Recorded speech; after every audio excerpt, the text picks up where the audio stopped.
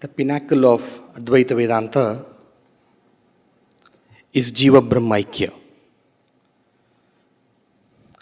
We were wondering, whom should we invite for a session to deliver the exposition on this very, very important topic? We wanted the best scholar. And also, we wanted to give an experience of listening to Sanskrit, listening to the topic in Sanskrit. We kept on rolling in our minds, home, home, home, home. There's one person, everybody said we should invite. Swamiji, you should invite him. I said, I do not know him. But you invite him, he will come. Will he come? Yes, he will come. And our Girvani Amma went and met in person. And he agreed to come. I'm talking of Sri Mani Dravid Shastrigal. And you can all see for yourself that Sanskrit is not difficult to understand. It's an imagination. It's an illusion. If world is an illusion, I think this is a greater illusion. Professor Mani Dravid Shastrigal, one of the greatest exponents of Advaita Vedanta of our times, greatest scholar of many, many fields, he will express those thoughts. So let's all enjoy. Thank you, sir, for coming. Hari Om. अद्य अस्यां चिन्मयान्ताराष्ट्रीयसंस्थानेन आयोजितायाम् अद्वैतवेदान्तमहासभायां समुपस्थिताः समागताः मणिद्राविडशास्त्री महावर्याः सन्ति इति अस्माकं हर्षविषयः सौभाग्यञ्च। एते श्री राजेश्वरशास्त्री महाभागानां पौत्राः शिक्षणं प्रशिक्षणं चेन्नै वाराणस्योः महापण्डितेभ्यः सम्प्राप्तवन्तः। शिरोमणिपरीक्षोत्तीर्णाः चेन्नै विश्वविद्यालयात् विद्यावारिधिं च काशीहिन्दुविश्वविद्यालयात् सम्पादितवन्तः। व्याकरण पूर्वमीमांसा न्यायशास्त्रेषु विद्वांसः, अद्वैतवेदान्तविषयेषु तु एते विश्वप्रसिद्धाः। बहवो ग्रन्थाः एतैः लिखिताः। तेषु ग्रन्थेषु ब्रह्मसूत्रशङ्करभाष्यं, प्रकटार्थविवरण, भाष्यभावप्रकाशिका, न्यायनिर्णय, शारीरकन्यायसङ्ग्रहसहितम् एकम् उदाहरणम्। एते न केवलं प्राचीनविषयेषु प्राचीनशास्त्रेषु कुशलाः, यूट्यूब् मध्ये एतेषां पाठाश्च वर्तन्ते। इदानीम् अलं परिचयेन अहं प्रार्थयामि एते महाभागाः अस्मान् बोधयन्तु प्रचोदयन्तु च। हरि ओम्। गुरुर्ब्रह्मा गुरुर्विष्णुः गुरुर्देवो महेश्वरः गुरुः साक्षात् परं ब्रह्म तस्मै श्री गुरवे नमः।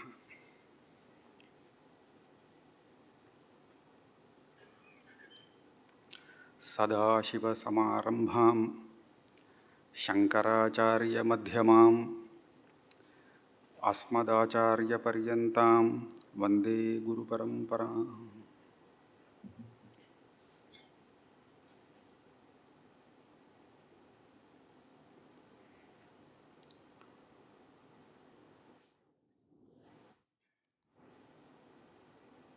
पुरतः विराजमानाः पूज्याः स्वामिवर्याः सर्वेपि तथा उपस्थिताः विद्वांसः श्रोतारः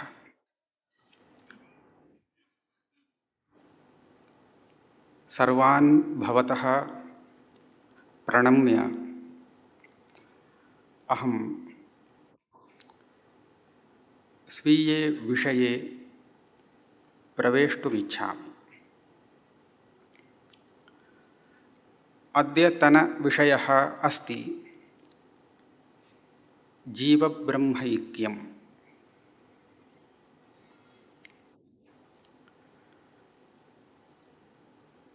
जीवब्रह्म ऐक्यम्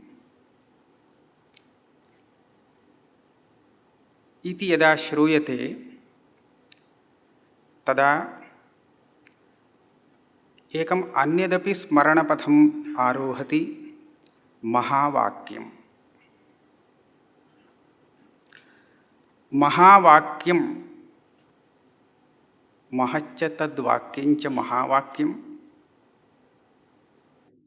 नामश्रवणे महत् वाक्यम् अतिदीर्घं वाक्यं स्यात् इति भाति, परन्तु तत् केवलं पदत्रयघटितं वाक्यं भवति। तत् त्वम् असि, अहं ब्रह्म अस्मि। एतदपेक्षया अधिकानि पदानि कान्यपि तत्र न सन्ति। एतावद् अल्पं वाक्यं कथं महावाक्यं?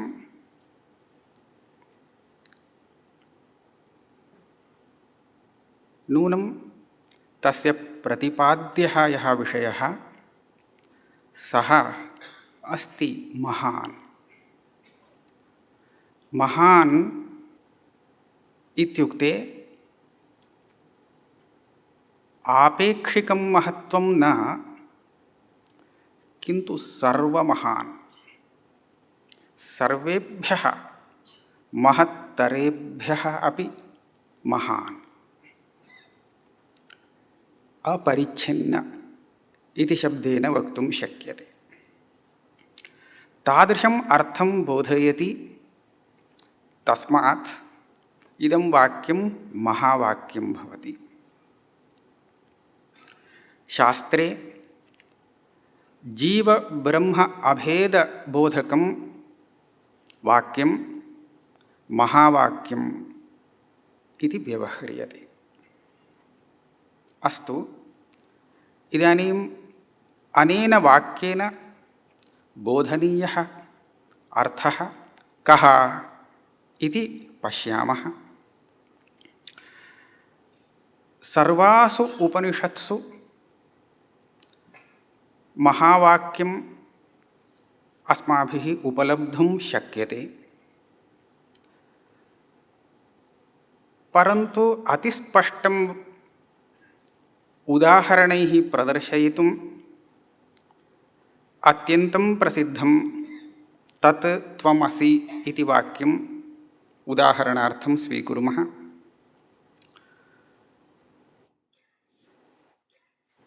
तत् त्वम् असि पदत्रयम् अत्र विद्यते। त्वं पदार्थः जीवात्मा, यस्य निरूपणं प्रथमदिवसे सञ्जातं। कर्ता, भोक्ता, परलोकगामी, संसारी, यस्य संसारात् निवृत्त्यर्थं शास्त्रम् आरब्धव्यं, सः एकः प्रसिद्धः। अयं महावाक्ये त्वं पदार्थः। अस्मिन् महावाक्ये त्वम् इति शब्दप्रयोगः वर्तते, जीवपरः अयं शब्दः, तस्मात् त्वं पदार्थः इति व्यवह्रियते। यदि अहं ब्रह्मास्मि इति वाक्यं स्वीक्रियते, तदानीम् अयम् अहं पदार्थः भविष्यति, अयमेव।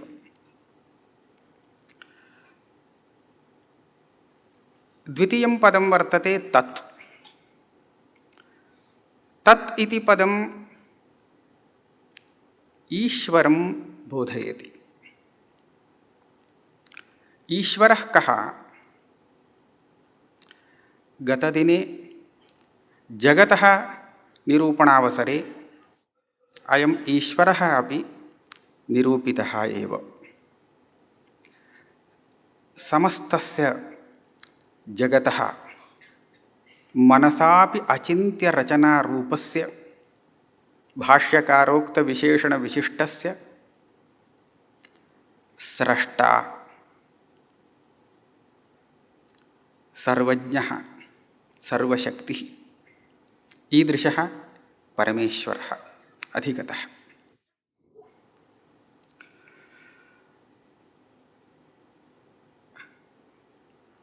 सम्प्रति तत्त्वम् इति पदद्वयं पृथक् पृथक् यदि प्रयुज्यते तदा अयम् अर्थः भवति। परन्तु यदा एकं वाक्यं सम्पाद्यते त्वं तदसि, तदा समस्या तत्र उत्पद्यते।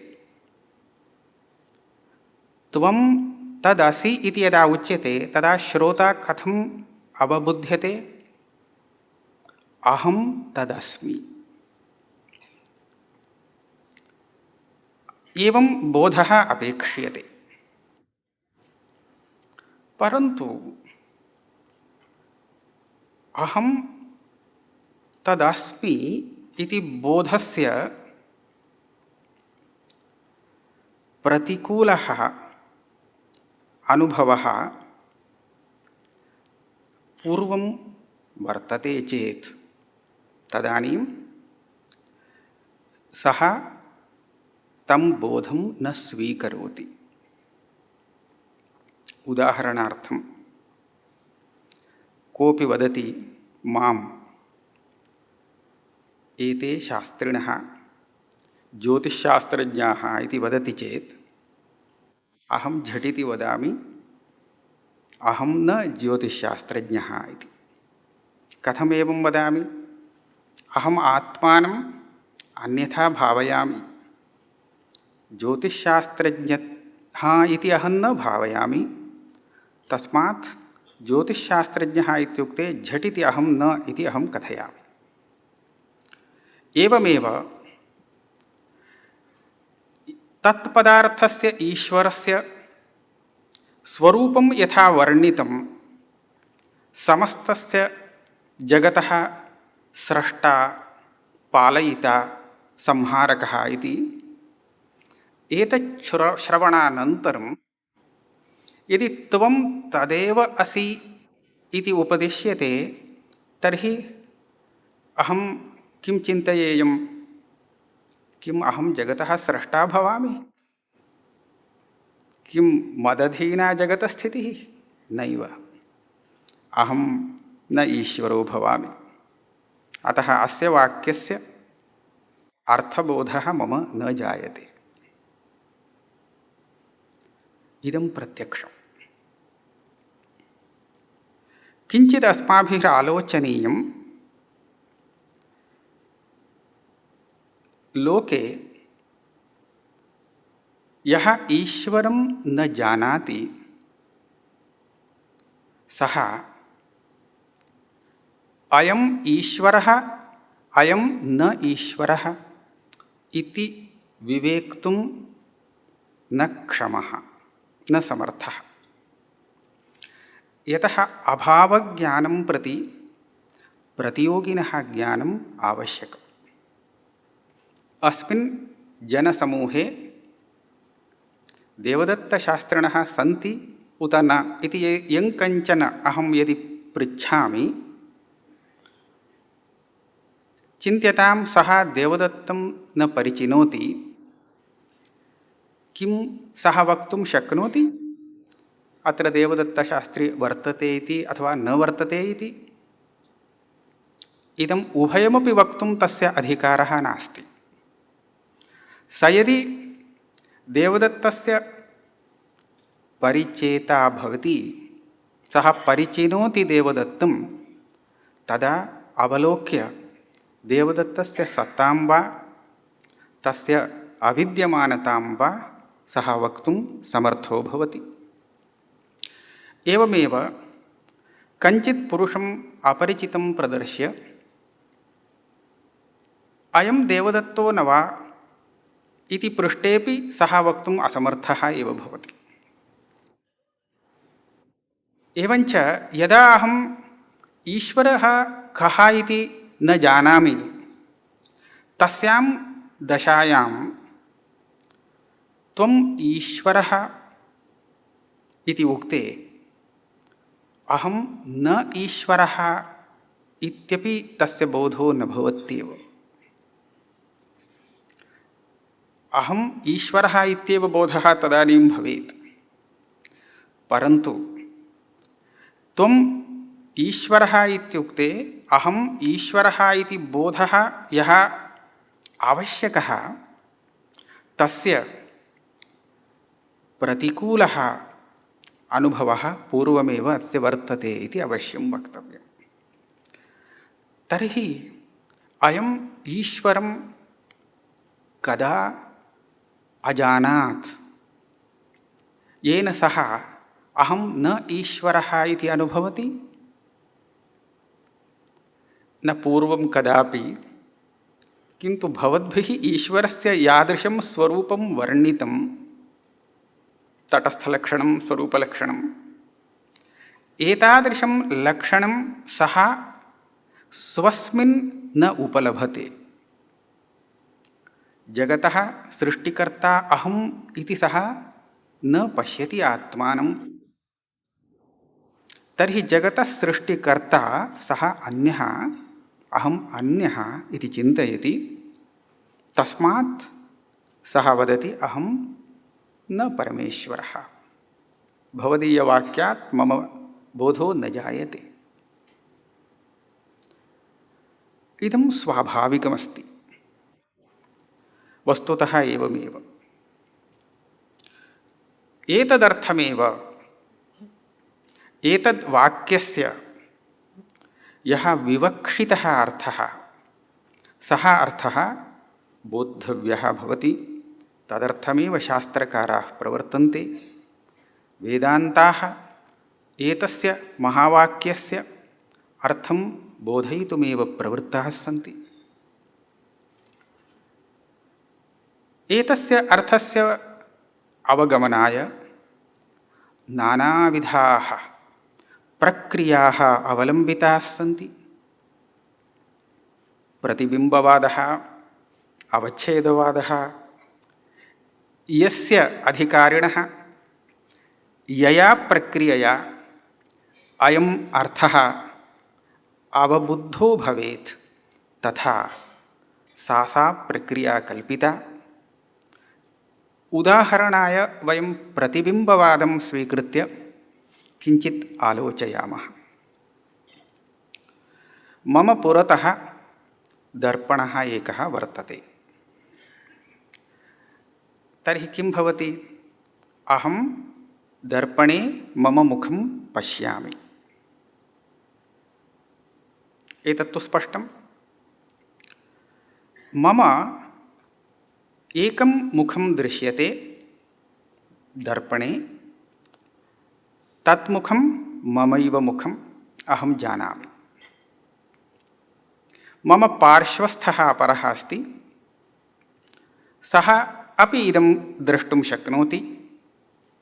सः दर्पणे एकं मम मुखं पश्येत्, दर्पणस्य बहिः पुरतः अपि एकं मुखं पश्येत्। तर्हि तस्य मुखद्वयं प्रतिभासते। दर्पणे एकं मुखं, बहिः एकं मुखं। बहिः यत् मुखं भाति तत् ममैव मुखं, दर्पणे यत् मुखं भाति तदपि ममैव मुखं, परन्तु द्वेधा भाति।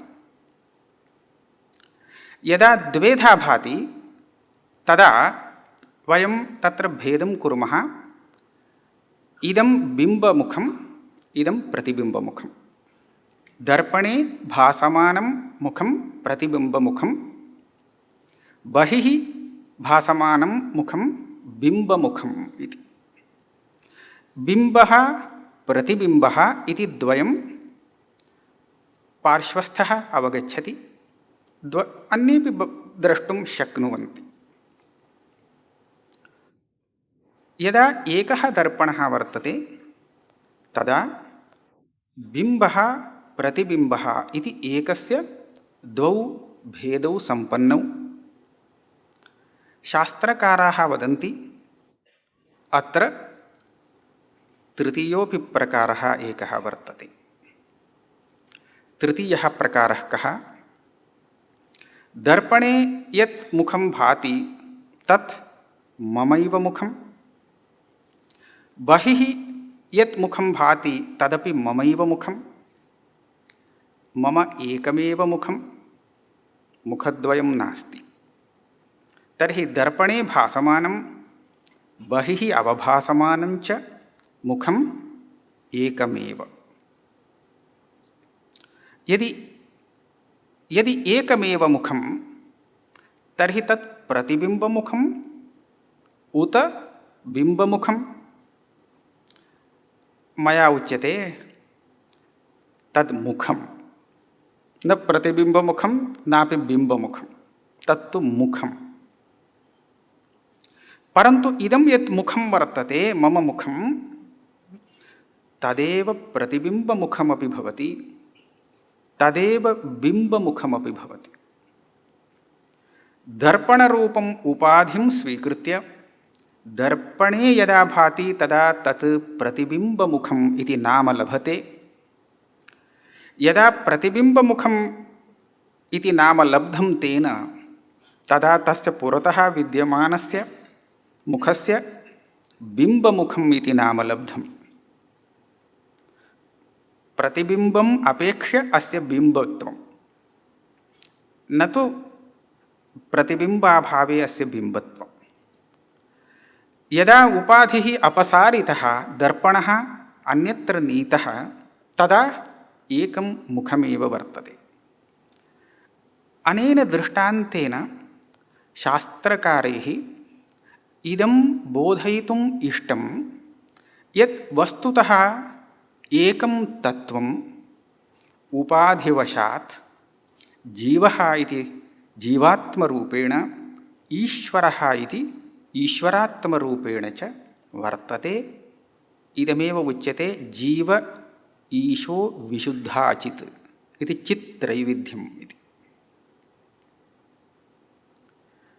जीवः ईश्वरः अनयोः भेदः अभेदो वा?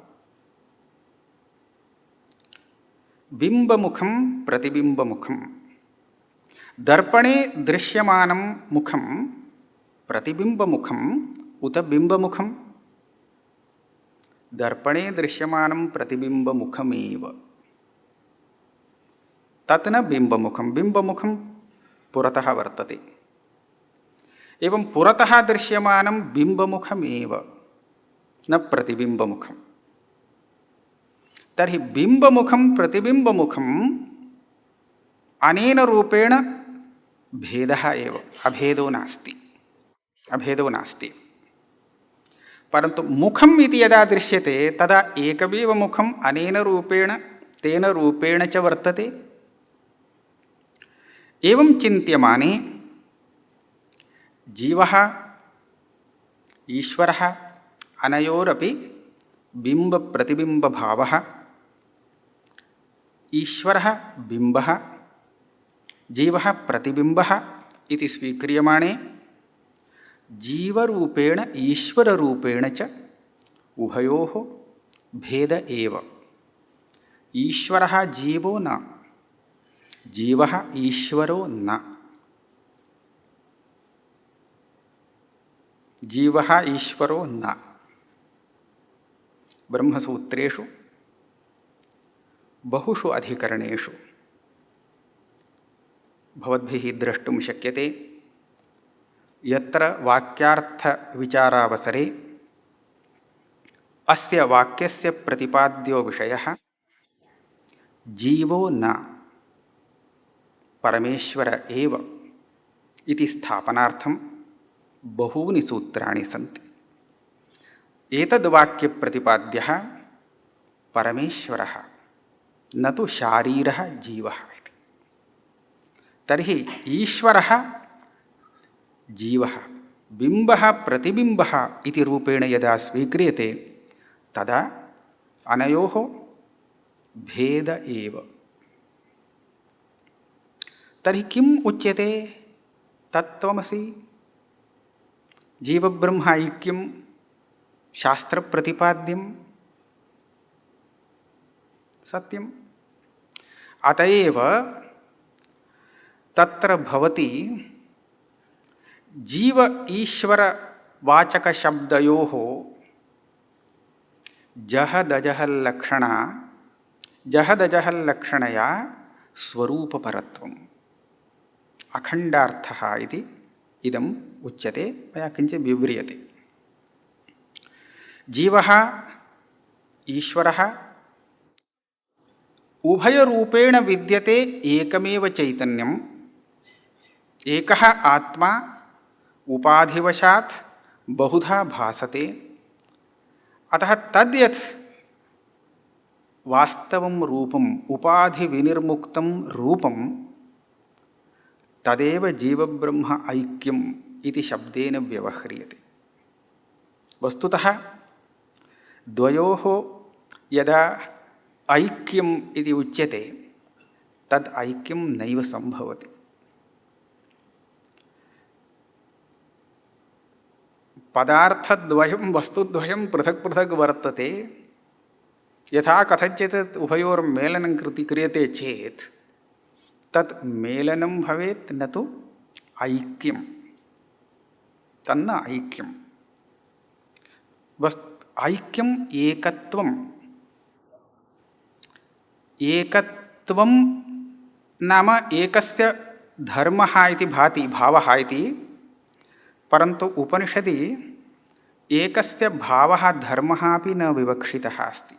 तत्र को मोहः कशोकः एकत्वम् अनुपश्यतः इति वर्तते।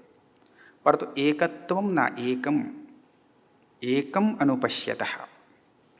प्रायेण उपनिषदि भावप्रत्ययः स्वार्थे अनेकत्र प्रयुज्यमानः दृश्यते।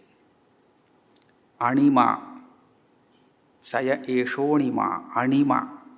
अणिमा इति शब्दस्य अर्थः भवति अणोर्भावः। परन्तु अस्मिन् वाक्ये विवक्षितः अर्थः तादृशभावः यस्य सः धर्मी अणुः इत्यर्थः। भूमा परमात्मनः भूमा इति शब्दः प्रयुज्यते। अहमपि भूमा इत्यत्रापि भूमा इति बहुशब्दात् भावप्रत्यये निष्पद्यते रूपं। बहुत्वं वैपुल्यम् इति शब्दार्थः। परन्तु विपुलं तादृशं वस्तु तत्र ग्राह्यम्, अपरिच्छिन्नम् इति वस्तु। एवमेव एकत्वम् अनुपश्यति, त्वं नापेक्ष्यते। एकम् अनुपश्यतः शोकः मोहश्च न भवतः। तर्हि अत्र सर्वत्रापि यः धर्मः वर्तते सः धर्मः अस्माभिः तिरस्करणीयः, सः त्यक्तव्यः। धर्मीमात्रं यदा स्वीक्रियते तद् वस्तुतः एकं जीवब्रह्म ऐक्यं न, इदम् एकं वस्तु। एकं वस्तु इति यज्ञानं तदेव अस्माकं महावाक्यार्थः। तर्हि महावाक्येन प्रतिपाद्यः अर्थः अयमेव। एतदर्थमेव सर्वाणि शास्त्राणि प्रस्थानत्रयं प्रवृत्तमस्ति। परन्तु वयम् इदानीं विचारयामः। कञ्चित् प्रति यदा त्वं तदसि इति वाक्यं प्रयुज्यते तदा सः तत् पदेन किं विवक्ष्यते इति पृच्छति। ईश्वरस्य स्वरूपं वर्णयामः तं प्रति। जगत्स्रष्टा पालयिता एवं चेत् अहम् ईश्वरो न भवामि इति सः निश्चिनोति। तस्य एतादृशः निश्चयः यः सः समीचीनः एव। अहं न ईश्वरो भवामि। परन्तु सः कथम् आत्मानम् ईश्वरात् भिन्नं वेद, कथं जानाति अहं न ईश्वरः इति? एवं विचार्यमाणे वयम् उपलभामहे ईश्वरस्य यान् धर्मान् सः अवगच्छति तेषां धर्माणाम् आत्मनि अभावं पश्यन् सः वदति अहं न ईश्वरः इति। यथा जगत्सृष्टिकर्तृत्वं यदा शृणोति तर्हि अहं न जगत् सृष्टवान् इति स्वात्मनि तदभावं पश्यति, तर्हि अहं न ईश्वरो भवामि। अहं संसारी अस्मि, मम सुखदुःखे स्तः अहं मनुष्यः भवामि, ईश्वरः न तादृशः, असंसारी वर्तते। एवं यः यदा चिन्तयति तदा ईश्वरात् आत्मानं भिन्नं पश्यति। मया एतत् किमर्थं वक्तुम् उद्दिष्टम्, अस्माकं यत् भेददर्शनं तत् धर्मपुरस्कारेणैव भवति, धर्मपुरस्कारं विना न। धर्मभेददर्शनमेव तत्। यदा धर्माः तिरोहिताः तदा कोऽपि आत्मनः ईश्वरात् भेदं नैव उपलभते, न द्रष्टुं शक्नोति च। परन्तु कथं धर्मास्तिरस्करणीयाः? किं विद्यमानः धर्मः अपनेतुं शक्यते? न शक्यते। मम पुरतः एकः घटः अस्ति, अपरः पटः वर्तते। घटः पटः द्वयं भिन्नम्, उभयोः अभेदः नास्ति, अहं जानामि। कुतः भेदः? बहवः धर्माः विभिन्नाः सन्ति।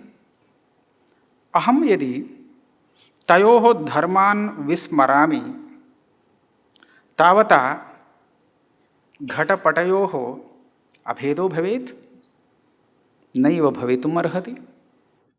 घटपटयोरपि मास्तु, द्वौ घटावेव स्तः, एकः घटः अपरः घटः, अयमपि घटः सोऽपि घटः, परन्तु उभयोः भेदकं धर्मम् अहम् अपनयामि चेत् किं द्वौ घटौ एकीभूतौ भवतः? भेदकधर्माः कामं न भासन्तां, परन्तु स्वरूपद्वयं घटस्य तिष्ठत्येव। एतादृशं जीवब्रह्मैक्यम् अत्र न विवक्षितं। यतः ईश्वरस्य ईश्वरत्वम् अपलप्यते, जीवस्य जीवत्वम् अपलप्यते, तर्हि उभयोरभेदः इत्येतादृशम् ऐक्यम् अत्र न विवक्षितम् अस्ति। किन्तु एकमेव वस्तु मया यदा बिम्बप्रतिबिम्बमुखदृष्टान्तेन प्रथमतः एव अवतारितम्, एकं वस्तु उपाधिभेदेन भिन्नं यदा भवति तदा तद्यत् एकं वस्तु तदेव अत्र एकं जीवब्रह्मैक्यम् इति विवक्षितमस्ति। एतदर्थमेव महावाक्यार्थज्ञानात् प्राक् महावाक्यघटकपदानाम् अर्थज्ञानम् अपेक्ष्यते। तत्र पदानाम् अर्थज्ञानेपि शक्यार्थज्ञानं लक्ष्यार्थज्ञानम् इति द्वयम् अपेक्ष्यते। शक्यार्थबोधकमेव पदं भवति, परन्तु तात्पर्यवशात् तस्य लक्ष्यार्थः अवगन्तव्यो भवति। यदा लक्ष्यार्थः अवगम्यते तदा महावाक्यार्थः अखण्डार्थो भवति। भवतु लक्ष्यार्थः कथम् अवगन्तव्यः? कस्य अस्य पदस्य लक्ष्यार्थः कः? लक्ष्यार्थः अपि शास्त्रेणैव अवगमयितव्यः। शास्त्रं परित्यज्य अन्यः उपायः नास्ति। वयम् अनुभवपरीक्षां कृत्वा शास्त्रप्रतिपादितस्य विषयस्य उपपत्तिं चिन्तयितुं शक्नुमः, परन्तु साक्षात् शास्त्रप्रतिपाद्यमर्थमेव शास्त्रनिरपेक्षतया न अवगन्तुं प्रभवामः। शास्त्रेण इदं प्रतिपादितम् अत्रैव तात्पर्यम् इति अवगते सति ततः परम् उपपत्तिरूपेण चिन्तयिष्यामः, परन्तु तन्मात्रेण इदम् अवगन्तुं न शक्नुमः। शास्त्रम् इदानीं कथम् अवबोधयति चिन्तयामः। एकमेव वस्तु उभयात्मना वर्तते इत्येतत् बोधनार्थं शास्त्रम् एकां प्रक्रियाम् आश्रयति। तत् एवं करोति, यत् यत् प्रतिबन्धकं वर्तते एतादृशस्य ज्ञानस्य जनने, तत् प्रतिबन्धकं प्रथमतः विचार्यतां, तद् अपनीय अनन्तरं पश्यतु शास्त्रम्। प्रप्रथमं मया अस्मिन् विषये बहु न गन्तव्यमस्ति, विस्तरः भविष्यति। अहं मनुष्यः, त्वं कः इत्युक्ते अहं मनुष्यः, इतोपि त्वं कः इत्युक्ते स्वकीयं नाम वदति, पितुर्नाम अस्य पुत्रः अस्यां पदव्यां वर्ते इत्यादिकं वदति। एतत् सर्वं कस्य परिचयः? न आत्मनः परिचयः। स तु मन्यते आत्मनः परिचयः। त्वम् आत्मनः परिचयं कुरु इत्युक्ते सः एवम् आत्मनः परिचयं कुर्यात्। व्यावहारिकम् इदम् अस्माभिरपि तथैव क्रियते, व्यवहारः अनुसर्तव्यः इति। परन्तु कस्य अयं परिचयः? भवद्भिः ज्ञातुं शक्यते, स्पष्टं वर्तते शरीरस्य अयं परिचयः। अस्य शरीरस्य, अस्य आत्मनः यावन्ति शरीराणि, सर्वेषां शरीराणाम् अयं न परिचयः, पुरतः विद्यमानस्य शरीरस्य परिचयः। त्वं कः इति पृष्टे सः किं बुद्धवान् शरीरस्य परिचयं करोति? इत्युक्ते शरीरमेव सः त्वं पदार्थं मनुते इदानीं, तत् स्पष्टम्। शरीरं तु आत्मा न इति बोधितं शास्त्रेण। तद्बोधनार्थम् उपपत्तयश्च सन्ति। एतदर्थं वेदान्तः एव अपेक्षन्ते इति न। शरीरम् आत्मा न इत्यत्र अन्यान्यपि शास्त्राणि सन्ति, अस्माकं युक्तयः अपि सन्ति।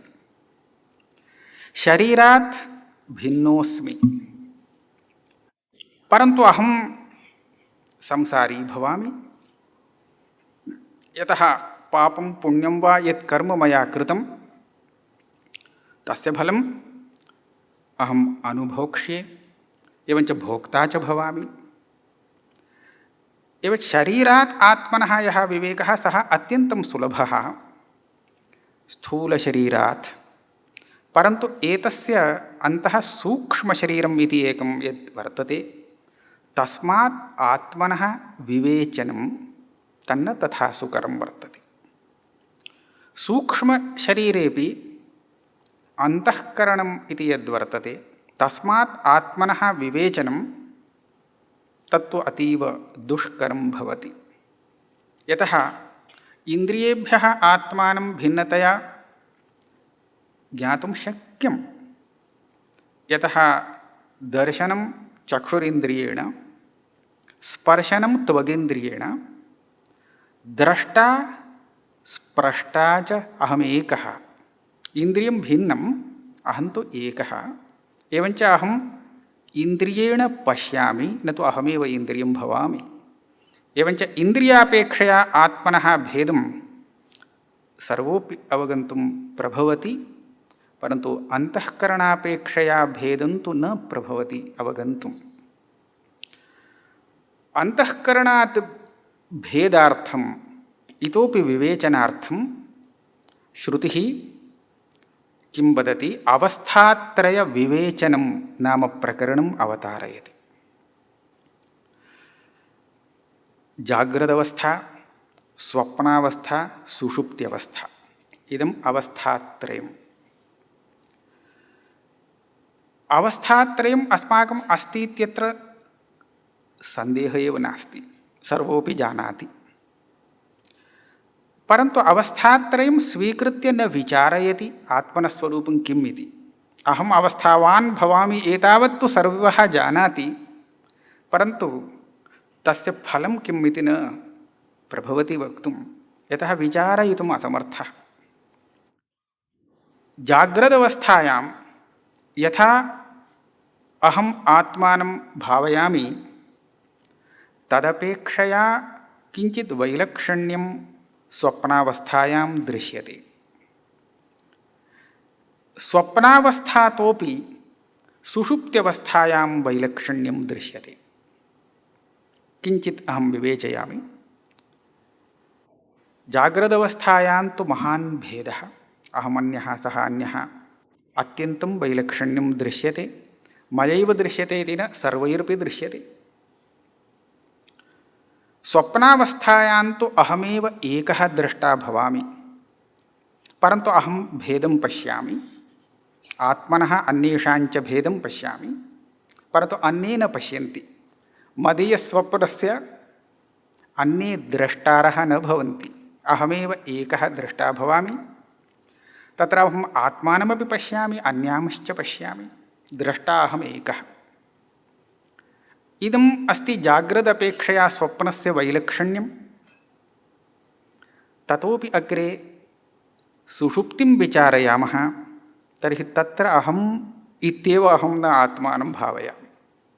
तत्र न कोऽपि भेदः दृश्यते, मयापि न दृश्यते, अन्येनापि न दृश्यते। सुषुप्ति यदि अहं चैतन्यरूपः स्वप्रकाशः, अस्मिन् विषये तु प्रमाणमस्ति, यतः अहम् अस्मि वा न वा इति सन्देहः कस्यापि नास्ति। अहं प्रमाणेन विचार्य अहम् अस्मि वा न वा इति निर्णयामि इति कोऽपि न प्रवर्तते। तस्मात् अहं स्वप्रकाशः। स्वप्रकाशो भूत्वा अहं यदा आलोचयामि तदा सुषुप्त्यवस्थायां वा स्वप्नावस्थायां वा जाग्रदवस्थायां वा कं विशेषं पश्यामि इति चिन्तनीयम्। इदम् अस्माभिः उपलब्धुं शक्यते जाग्रदवस्थायां स्वप्नावस्थायां वा ये भेदाः मया दृष्टाः तेषु एकोऽपि भेदः सुषुप्त्यवस्थायां मया नोपलभ्यते, किन्तु आनन्दः उपलभ्यते सुषुप्त्यवस्थायाम्। इदमेव अस्माकं वास्तवं स्वरूपम् इति तेन अवगन्तव्यं। यतः अन्यसम्बन्धात् यद् रूपम् अस्माकम् आगच्छति तन्न अस्मदीयं रूपम्। शरीरसम्बन्धात् अहं मनुष्यो भवामि तर्हि इदं न मदीयं रूपम्, अहं न मनुष्यः। अन्तःकरणसम्बन्धात् अहं स्वप्नं पश्यामि तर्हि इदमपि अपगच्छति। तर्हि सुषुप्तिकाले कस्य सम्बन्धात् मया आनन्दः अनुभूयते? न कस्यापि सम्बन्धात्, किन्तु स्वकीयः आनन्दः तदानीं स्वयं प्रकाशते। सुषुप्तिदृष्टान्तः श्रुतौ उपन्यस्यते। पश्यतु भवतः आत्मनः स्वरूपं कीदृशं वर्तते इति। भवान् आत्मानम् अन्यथा मत्वा महावाक्यात् जायमानस्य बोधस्य अनङ्गीकारं कृतवान्, परन्तु इदानीं तादृशः यः अनुभवः सः समीचीनो वा न समीचीनः? इदमेव तव सर्वदा विद्यमानं स्वरूपं। सुषुप्त्यवस्थातः मोक्षावस्थायाः कियान् विशेषः इत्युक्ते सुषुप्त्यवस्थायाम् अज्ञानमपि अस्ति। यतः उत्थितः वदति न किञ्चिदवेदिषम्, परन्तु मोक्षावस्थायां तन्नास्ति। एतावानेव भेदः। तर्हि एवं यदा त्वं पदार्थस्य शोधनं क्रियते तदा सच्चिदानन्दस्वरूपम् इदमेव आत्मनस्वरूपं पर्यवस्यति। एवमेव ईश्वरस्यापि तटस्थलक्षणं स्वरूपलक्षणम् इति लक्षणद्वयं पूर्वेद्युः प्रदर्शितं। तटस्थलक्षणं तु उपलक्षणं, तन्न स्वरूपान्तर्गतम्। किन्तु स्वरूपम् आयासं विना ज्ञातुम् उपयुज्यते तटस्थलक्षणं। स्वरूपलक्षणं किं? सत्यं, ज्ञानम्, अनन्तम्, आनन्दम्। इदमेव स्वरूपलक्षणं। यदा तस्यापि स्वरूपम् इदमेव ममापि स्वरूपम् इदमेव इति विवेचयति, तदा अयम् उभयोः भेदम् अवगन्तुं न प्रभवति। भेदम् अवगन्तुं न प्रभवति। तर्हि अस्यां दशायां तत् एकमेव वस्तु इति बोधयितुं महावाक्यं प्रवर्तते। इदमेकमेव वस्तु। केचन एवं पृच्छन्ति, ईश्वरस्वरूपनिरूपणस्य का आवश्यकता? जीवः शरीराद् भिन्नः अस्ति, सूक्ष्मशरीराद् भिन्नः अस्ति, अज्ञानात् भिन्नः अस्ति। तस्य स्वरूपं सच्चिदानन्दस्वरूपमस्ति। अलम् एतावता। महावाक्येनापि एतदपेक्षया किम् अधिकं सम्पादितम्? अहं सच्चिदानन्दस्वरूपः अस्मि। अयमेव वाक्यार्थः। अवगन्तुं शक्यः। ईश्वरनिरूपणस्य का आवश्यकता? महावाक्यस्य का आवश्यकता? त्वं पदार्थस्य शोधनमात्रेण अयमर्थः सिद्ध्यति। किञ्चिदत्र विवक्षितमस्ति श्रुत्या। बृहदारण्यकश्रुतिः एवं वर्णयति, महावाक्यजन्यबोधोत्तरं तादृशबोधस्य विवरणं करोति। यद्यपि न फलं, किन्तु विवरणं करोति। ब्रह्म वा इदम् अग्र आसीत्, तत् आत्मानमेव अवेत्। अवेत् नाम अजानात्। कथम् अवेत्? अहं ब्रह्मास्मि इति। तस्मात् तत् सर्वमभवत्। अहं ब्रह्मास्मीति अवेत्, तस्मात् तत् सर्वमभवत्। भवन्तः पश्यन्तु, अहं ब्रह्मास्मीति अहम् अवगच्छामि चेत् अहमेव ब्रह्मा अस्मि इत्येव मतिः स्यात्। 10 जनाः सन्ति, 10 यदि अहं ब्रह्मास्मि इति जानन्ति पृथक् पृथक्, अहमपि एकं ब्रह्म, सोऽपि एकं ब्रह्म, एवं न। यथा 10 सन्ति, भवानपि मनुष्यः, सोऽपि मनुष्यः, परन्तु मनुष्याः अन्ये अन्ये सन्ति। अनया रीत्या अहं ब्रह्मास्मि इति न अवगन्तव्यमस्ति। अत्र तु यदा अहं ब्रह्मास्मि तदा सर्वं ब्रह्म। तस्मात् तत् सर्वमभवत्। सर्वभूतेषु चात्मानं ततो न विजुगुप्सते। यस्मिन् सर्वाणि भूतानि आत्मैवाभूत् केवलम् अस्मिन् शरीरे अहं ब्रह्मास्मि अन्यत् सर्वम् अन्यत् इति न, किन्तु सर्वेषु शरीरेषु एकम् आत्मस्वरूपम् इत्येतद् भानम् अपेक्ष्यते अस्य। यदि त्वं पदार्थस्य शोधनमात्रं क्रियते, तत्तु स्वबुद्ध्या क्रियते, तदा सः इदम् अवगच्छेत्, मम यत् परिच्छिन्नं स्वरूपमस्ति तत् सच्चिदानन्दात्मकम्। एवमेव अन्योपि अवगच्छेत्, सोऽपि सच्चिदानन्दात्मकः। परन्तु एकमेव आत्मतत्त्वं सर्वेषु शरीरेषु वर्तते इति एतावन्मात्रेण न भवति। अतः महावाक्यं किं वदति? महावाक्यं तु सर्वेषु इदमेकमेव तत्त्वं वर्तते। इदमस्ति अद्वैतम्। इदमेव एकम् अनुपश्यतः, एकत्वं त्वं मया निष्कासितः, एवञ्च एकम् अनुपश्यतः, एवं यः पश्यति तस्यैव कः शोकः को मोहः। यदि अहं ब्रह्मास्मि, अन्ये सर्वे अन्ये भवन्ति, तदानीं कः शोकः कः मोहः इति न, शोकः मोहः इतोपि अनुवर्तेत। तस्मात् एतादृशम् आत्मतत्त्वं बोधयितुमेव वेदान्ताः प्रवृत्ताः। इदमेव वस्तुतः जीवब्रह्मैक्यं भवति। अहम् एतदेव तात्पर्यं वेदान्तानाम् इति बोधयितुं बादरायणाचार्याणाम् एकं सूत्रम् उपस्थापयितुमिच्छामि। संक्षेपेण उपस्थापयिष्यामि।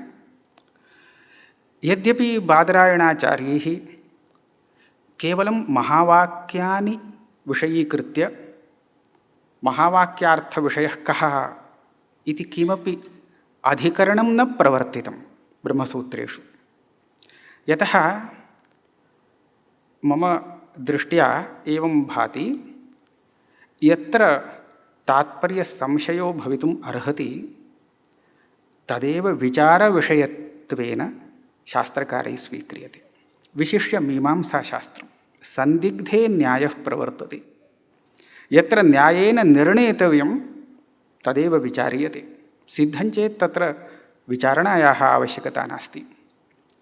परन्तु यो हेतुः प्रदर्श्यते, यश्च दृष्टान्तः प्रदर्श्यते शास्त्रकारैः, सः हेतुः सिद्धो भवेत्, सः दृष्टान्तः सिद्धो भवेत्। सः असिद्धश्चेत् तेन विवक्षितः विषयः न साधयितुं शक्यः।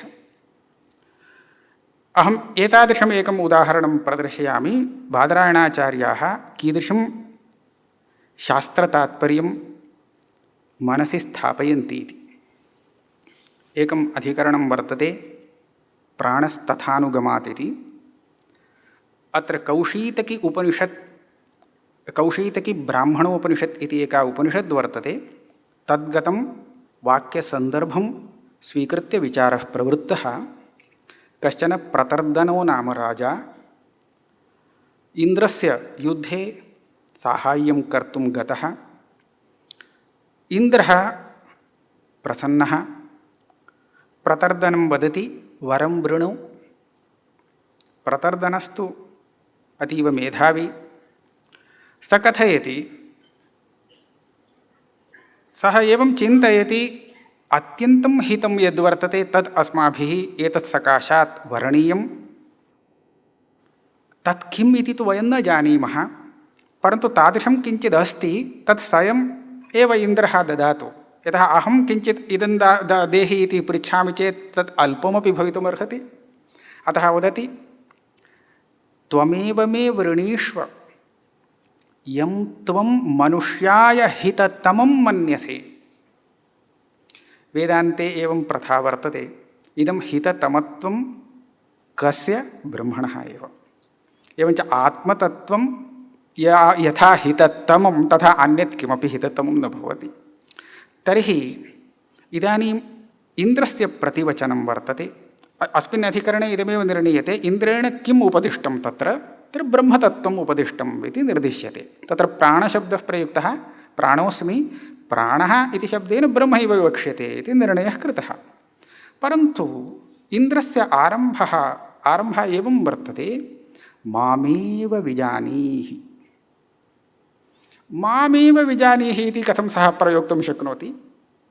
ब्रह्मैव विजानीहि, प्राणमेव विजानीहि इति खलु इन्द्रेण वक्तव्यं। मामेव विजानीहि इति वदति। किं मा इति नाम वर्तते ब्रह्मणः न? तत् कथम्? एतस्य उपपादनार्थं सूत्रं प्रणीतं शास्त्रदृष्ट्या तु उपदेशो वामदेववत्। शास्त्रदृष्ट्या उपदिशति इन्द्रः इति। शास्त्रदृष्टिः का? अहं ब्रह्मास्मीति दृष्टिः शास्त्रदृष्टिः। यदा इन्द्रः अहं ब्रह्मास्मि इति पश्यति तदा तेन ब्रह्मोपदेशः क्रियते चेत् सः किं वदेत्? मामेव विजानीहि। किञ्चित् मन्यतां साक्षात् परमात्मनः सकाशे प्रतर्दनो गतः हिततमम् उपदिश इति पृच्छति, तर्हि परमात्मा किं वदेत्? मामेव विजानीहि, एवमेव वदेत्। तर्हि इन्द्रोऽपि कुतः एवं वदति? सः पश्यति अहमेव ब्रह्मास्मि इति। तर्हि इन्द्रोऽपि अहं ब्रह्मास्मि इति पश्यति, तया दृष्ट्या वदति मामेव विजानीहि। इन्द्रं विजानीहि इति नार्थः, मामेव विजानीहि ब्रह्मैव विजानीहि इत्येव अर्थः। उभयोः एकः अर्थः। इयम् इन्द्रस्य दृष्टिः बादरायणाचार्येण शास्त्रदृष्टिपदेन व्यवह्रियते। इत्युक्ते शास्त्रतात्पर्यविषयीभूता दृष्टिः इयम्। एतद्विषये निर्णयार्थं सूत्रं किमपि न अपेक्षते, इदं सिद्धवत् उच्यते। पुनश्च अस्माकं संशयो भवेत्, अहमेव ब्रह्मास्मि इति मया पूर्वमुक्तं किल, न अन्यद् ब्रह्म इति। तथा संशयो मा भूत् इत्येतदर्थं सूत्रकारः दृष्टान्तं वदति वामदेववत्। वामदेवः मामेव विजानीहि इति न वदति। अतः सूत्रम् एवं न योजनीयं, वामदेवः यथा मामेव विजानीहि इति वदति तथा इन्द्रो वदति इति न सूत्रस्य अर्थः। वामदेवः किं वदति? अहं मनुरभवम्, अहं सूर्यः अभवम्। वो अयं वामदेवः कदा सूर्यः अभवत्, कदा मनुः अभवत्? अयं सूर्यः अभवत्, मनुः अभवत् इत्यत्र तात्पर्यं नास्ति। तस्य यदा गर्भस्थस्यैव आत्मदर्शनं जातं तदा सर्वेषु मनुः सूर्यः इति किं सर्वं जगत् यद्वर्तते तत्र व्याप्तम् आत्मतत्त्वं तेन दृष्टम्। इदमेव आत्मतत्त्वम् उपाधिवशात् तत्तन्नाम भजते इति यदा ज्ञातं तदा स पश्यति अहमेव मनुः, अहमेव सूर्यः इति। एवञ्च सर्वत्र एकम् आत्मतत्त्वं पश्यन् तद्धैतत् पश्यन् ऋषिर्वामदेवः प्रतिपेदे। एवम् अनुभवन् सः वामदेवः तस्य सर्वात्मभावं सर्वत्र आत्मदर्शनं प्रकटयितुम् अहं मनुरभवम् इत्यादि वदति। श्रुतेः वचनमिदं।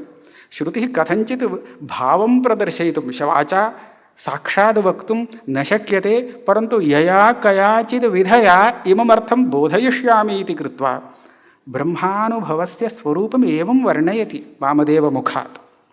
तथा च आत्मनः स्वरूपं यद् ज्ञातव्यम् अहं ब्रह्मास्मीति, अहम् अस्मिन् शरीरे ब्रह्मास्मि इति न विवक्षितार्थः, किन्तु सर्वत्र सर्वभूतेषु चात्मानम् इदमेव तस्य विवक्षितः अर्थः वर्तते।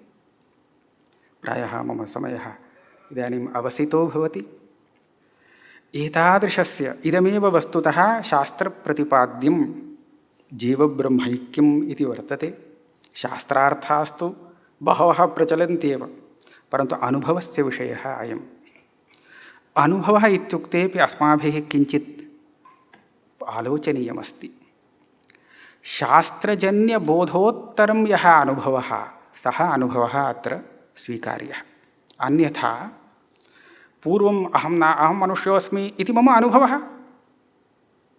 अहं न ईश्वरोऽस्मि सत्यं, त्वं ब्रह्मादि न, त्वं न संसारी इत्युक्ते अहं संसारी एव अस्मि इति मम अनुभवः, सोऽप्यनुभवः, किन्तु सः विरुद्धः अनुभवः, सः अनुभवः न। अत एव शास्त्रप्रामाण्यं प्रमुखं कर्तव्यं, तदनन्तरं स्वस्य अनुभवः तदनुकूलो भवति न वा इति साधकेन परिचिन्तनीयम्। एवञ्च शास्त्रप्रामाण्यम् अनुसृत्य यदा साधकः स्वानुभवं परीक्षते तदा उपपत्तयस्तादृश्यः स्फुरन्ति येन शास्त्रीयः विषयः अनुभवपथम् आगच्छति इति सः विश्वसितुं शक्नोति। अतः यद्यपि अद्वैतमिति उच्यमाने झटिति जीवब्रह्मैक्यं सर्वमेकम् इदं सर्वमपि विपरीतमिव प्रतिभाति लौकिकानां प्रतिभासतां तथा तत्र तेषां दोषः न इति अहं न मन्ये, परन्तु शास्त्रप्रतिपाद्यं तत्त्वम् अवगन्तुं तु शास्त्रीयप्रक्रियया पदार्थाः अवगन्तव्याः।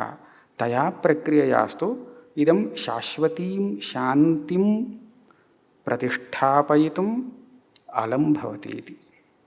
अहम् एतावता यथामति मया यावदवगतं तावदिमं विषयम् उपस्थाप्य एतादृशम् अवसरं मत्कृते दत्तवद्भ्यः स्वामिपादेभ्यः स्वीयां कृतज्ञतां निवेद्य विरमामि। ओम्।